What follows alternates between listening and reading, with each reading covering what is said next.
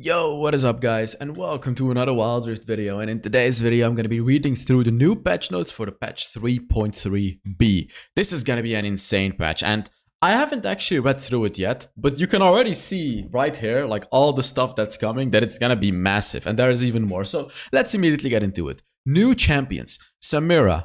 It's actually kind of funny. This is the name of my mother. So the new champion is coming. She looks like an absolute badass. Oh my God, look at her. Wow. I've seen some videos of this champion where apparently she has a gun and a sword, and like she gets her ultimate if she does a lot of good skills or something. I don't know, like I know this is a very cool champion. I've seen some videos of her, but like we'll see. She's gonna come out the 26th of August, which is gonna be in like 1 week. Next up we got Sion. I've seen videos of this champion too. All I know is when he dies, he actually comes back alive. Well, he doesn't come back alive. He just has like, he becomes a zombie or something, and he becomes super buffed so he can get just a few more kills before he dies. That's all I know about this champion, and I'm just like, this is gonna change the meta. All of this is gonna change the meta so much, so it's gonna be amazing. Champion changes. So like always, I'm gonna guess. Well, no, actually I'm not gonna guess because I have seen a few of them on Twitter, so I'm not gonna do the guessing. Blitzcrank. Despite previous buffs, this robot, wait, what? He's still feeling rusty? You know what I find funny? Like, this is an insane buff. I find this insane because, in my opinion, Blitzcrank is already okay. He's not amazing, but like, buffing his first ability by 1 second, I would say is okay. But 2 seconds? 2 seconds? That's insane. Like, in the late game, it reduces it from 17 to 15. Add ability haste to that, so it's gonna be like what, a 7 or 8 second cooldown. No, it's gonna be 9 seconds actually. It's gonna be like 9-second cooldown. What? You can spam the hell out of your first ability now. This is crazy. This is definitely gonna make Blitzcrank viable. I'm not gonna say it's gonna make him broken or anything. It's gonna make him viable. I'm gonna make a Blitzcrank video next patch. Next up we got Gragas. I saw this, and I honestly could not believe my eyes when I saw this change. Gragas is probably gonna be the most broken champion like in the next patch. He is already S tier, S plus tier even in the Baron. Like S tier, S plus tier. That's what Gragas is right now. Full AP Gragas. Now his passive heals him more. His second ability does much more AP damage. And his third ability does much more AP damage. So his one-shotting potential is even bigger now. As if it wasn't enough already. So this is crazy. Like, this is crazy. This is such a massive buff to Gragas, who is already so good at the full AP path. Like, tank Gragas needs a buff. Not full AP Gragas. Full AP Gragas is more than fine. I'm really not sure why they're buffing him like this. Is it really that they just look at win rates and they're like, okay, let's just buff him, whatever? Because I can promise you guys right now, full AP Gragas is already better than average. And with this buff, he's gonna be insane. And I'm gonna make a video of him. Like, I'll always try to find an excuse to make AP Gragas videos, because he's literally 3 wins. That's how broken he is. Khazadin. Khazadin needs to get hard nerfed. Let's actually look at what they nerfed about him. Since emerging into the Rift, Khazadin has been doing better than expected. Yes. So we're reducing his durability to better fit his ultra-high mobility assassin gameplay. Reducing his base health from 610 to 570 and his health per level. So his base health is reduced by 40, and then his health on level 15 is reduced by another 150. So when you get max level, he's actually gonna have like 190 less HP than before now. I don't think this is gonna change much. Like, sure, it's gonna make him squishier, sure.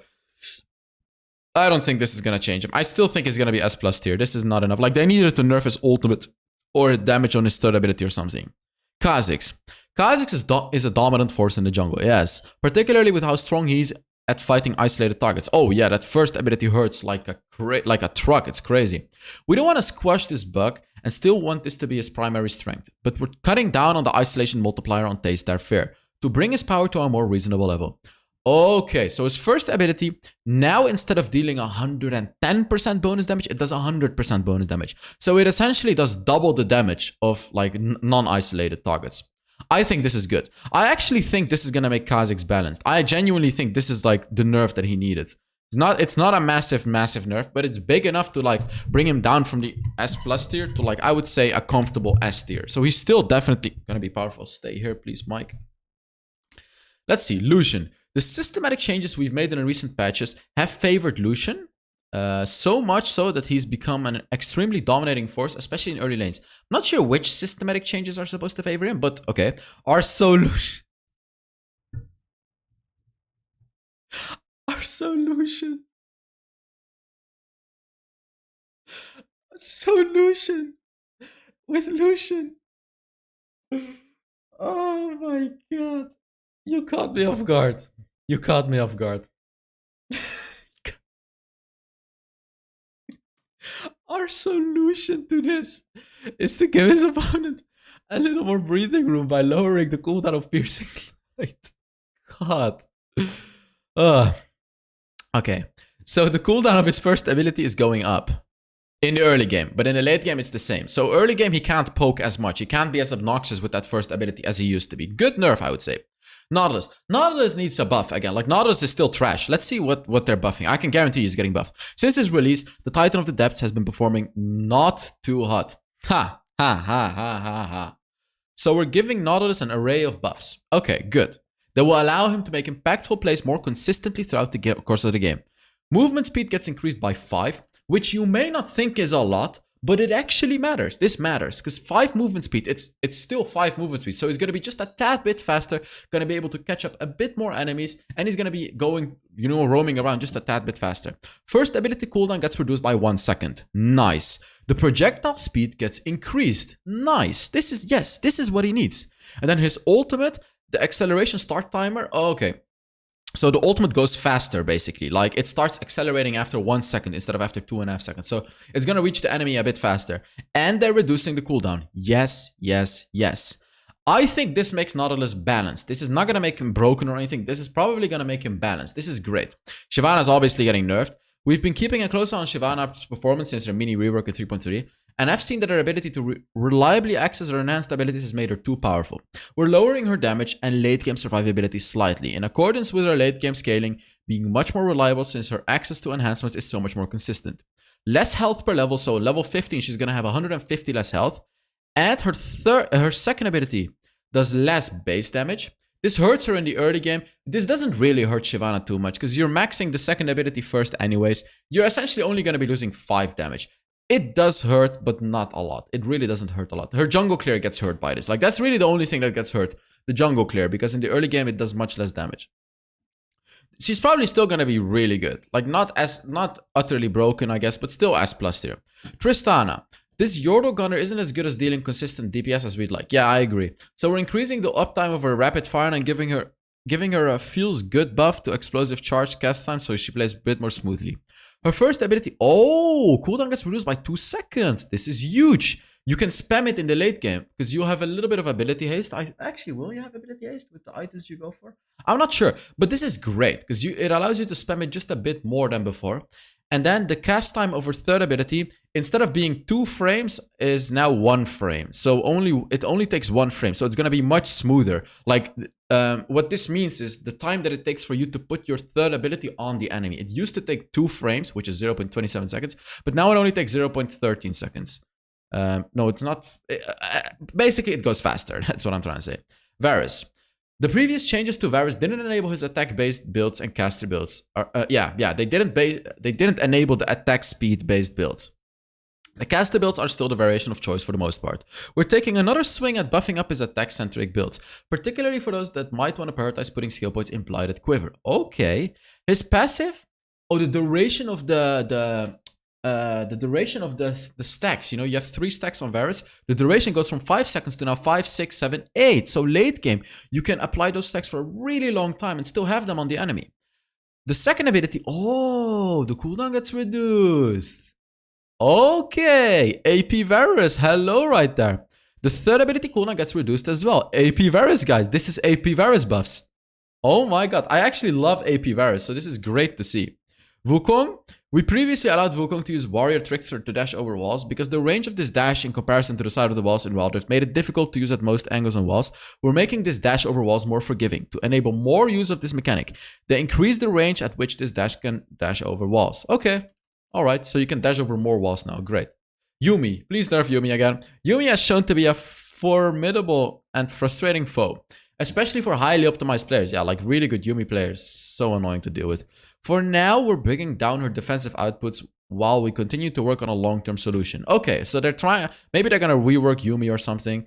So what they're doing now, the shield of her passive goes from, from 85 to 60 in the early game.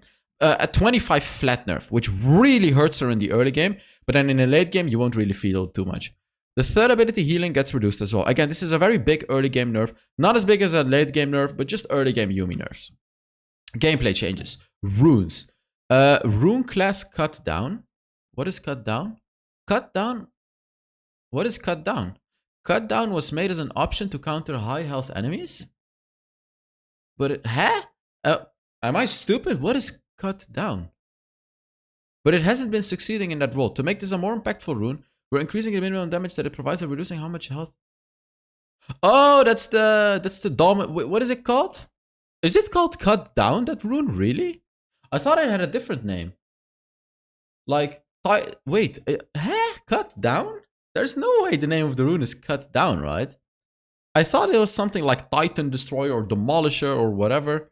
I don't know, but yeah. Essentially, this rune is becoming really strong now. Instead of giving you 1% bonus damage per 100 bonus max health, it now gives you 2% bonus damage per 100 max health. And then up to 10% when the enemy has 500 bonus health. So if the enemy buys a Starix gauge, you're going to be doing 8% more bonus damage against that particular enemy. This actually makes the rune super viable. Like, such a strong late game rune against tanks. Really, really nice change. Demolish. Since its release, Demolish has been slightly underperforming? Underperforming? Really? Demolish? To help this rune out, we're increasing how its damage scales with maximum health, so that tanky users can more effectively plow through and take down structures. Wow. 200%, and now 5% bonus max health of the turret damage. That's crazy. So it does even more damage now. Wow. Nimbus Cloak. Nimbus Cloak hasn't been making the impact on the Rift that we would like to see. To make it a more enticing load to outpick, we're increasing both the minimum and the maximum movement speed that it provides, and also increasing its duration. The duration goes from 2 seconds to 3 seconds, so that's, movement speed for a longer duration. And then also more movement speed, especially the small ones. So this is really good for junglers, because Smite has a very low cooldown. So you used to get like only 5% bonus movement speed with Smite, but now it's going to be 10%. Because that's the lowest now. So this is really big, actually. So Nimbus Cloak is going to be great. You can actually get away with getting Nimbus Cloak and going for Red Smite instead of having to go for the Blue Smite to catch an enemy. Really, really nice. Nullifying Orb needs to get nerfed. Has been, one of the most dominant defensive runes. Yeah, it makes sense. We're toning it down so that it's less powerful in the early game, but continues to stand out as the go-to choice for scaling champions. Shield power from... they're nerfing the flat. Yeah, they're just nerfing it from 80 to 60, but then the scaling is still the same. So it's going to be much weaker early game, so much weaker during the laning matchup. It's actually not that much weaker. It's just weaker. Jungle changes. Okay, they're changing jungle, really? Elemental Drakes and Elder Dragon. Oh, what is happening? Currently, early dragons are more powerful than we'd like them to be, and they're impacting players' individual agencies. To combat this, we're bringing down the power level so that early dragons don't decide games. We also want to touch on the Mountain Dragon, since it performs extremely well. Yeah, Mountain Dragon is really strong, especially when compared to its peers. So we're going to be hitting it harder. In addition to these changes, we also felt that the Elder Dragon could use a boost. Yeah, I agree. Elder Dragon needs to be just a tad bit stronger. To cement its spot as the premier late game objective. Okay, so Mountain Dragon, armor and magic resists, 6 plus 3%. They're nerfing the flat armor and magic resist. So... no, they're nerfing the whole thing. They're nerfing the whole thing. Look, 6 plus 3, 3 plus 2%. Oh my god, this is a huge nerf to Mountain Dragon, actually. So it's not gonna give you as much tankiness anymore. Infernal Dragon. Nerf to Infernal Dragon too. Wait. Oh, wait a minute. But they only nerfed level 1 and level 2 Infernal Dragon. Level 3 Infernal Dragon still gives you 12% bonus damage. The Ocean Dragon is also getting nerfed. Damn, all dragons are getting nerfed. And then... oh, I love this. I love this. This is really what the Elder needs. Burn damage per 1 second instead of 60 to 100. That is insane.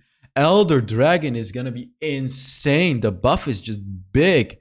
Wow, instead of 60 health, 60 true damage per second, it now does 100 true damage per second, which is almost double the damage. That is crazy. This is crazy. Like, this is a crazy, crazy buff to Elder Dragon. Damn. System changes. Exhaust. Exhaust is broken. Oh, they're reducing the range from 7 to 5. I love that, because you know why I love this? It only allows you to exhaust if an enemy like dives super deep on you. It doesn't allow you to just click on exhaust when a Katarina is in a team fight, because you can use it from such a long range anyways. You actually have to get very close to the enemy now to use it. So this is great. We've seen a lot of feedback about turret plating, and I've heard how much you've enjoyed it, but also that you've been wanting to have some more time to interact with the plates. We've also heard about some of the difficulties around using the first Rift Herald, exactly. So like you really have to get the first Rift Herald very early to get the turret plates with it. Due to the tight timings involved, we're going to be pushing back the time that turret plating falls off to address both of these concerns at once. So instead of turret plating ending at 6 minutes 30, it now ends at 7 minutes. So this, like, essentially, they're like indirectly buffing Rift Herald, and they're directly nerfing dragons. I like that, because dragons did indeed feel just a bit stronger than Rift Heralds. Like, the buffs were just too much. So I love this change. Like, Herald and turret plating is going to be back. Turret early game protection. Now that early game turrets have become more durable as you damage them due to turret plating, we're relaxing some of the previous restrictions we had around early turrets. Mid lane and Baron lane turrets, so it used to be mid lane and Baron lane turrets get plus 50 armor and magic resist for the first 3 minutes. Now they only get it for the first 2 minutes. So after 2 minutes, turrets are going to be much squishier, so you can take turrets much faster after that and secure those turret plating bounties. Turret damage. Higher skilled players and players in coordinated play can execute dives 2 versus 1 or 3 versus 2 smoothly in the early game without significant risk. While we don't mind these plays happening in some cases, we feel there isn't quite enough risk when making these plays, so we're increasing the early damage of outer turrets to make dives in the first 3 minutes of the game more dangerous. Outer turrets attack damage. Oh, so late game it does a little bit less damage, but early game it actually does more damage, 18 higher damage. And it skills, because the second shot deals more damage, the third shot deals more damage. This is really gonna hurt. Like, turrets are gonna hurt a lot in the early game now, the outer turrets. Turret anti-sieging mechanism exploration. Rather than syncing this mechanic with turret plating itself, we're instead... Wait, so yeah. When you get first turret plate, turret becomes tankier. Second turret plate, it becomes tankier. Third turret plate, it becomes tankier. That's how it works. Rather than syncing this mechanic with the turret plating itself, we're instead linking it up to the spawn timer of the first neutral objective. This mechanic is designed to discourage players from grouping up during the laning phase, but we encourage grouping up with your teammates so you can snag those early neutral objectives. So we want to make sure that we're not explicitly discouraging it via turrets, while it's encouraged for other objectives at the same time. For the first 6.5 minutes, it changes to 5 minutes. The turrets will gain bonus resistances when there are multiple nearby enemies.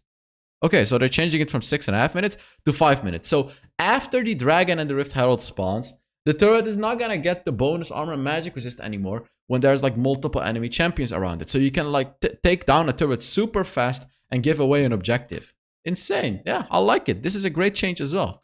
That is it. Yeah, those are the patch notes. So thank you guys so much for watching. Let me know in the comments what your thoughts are about the patch notes. Make sure you give the video a like if you enjoyed it as well. And I will see you all in the next Wild Rift video.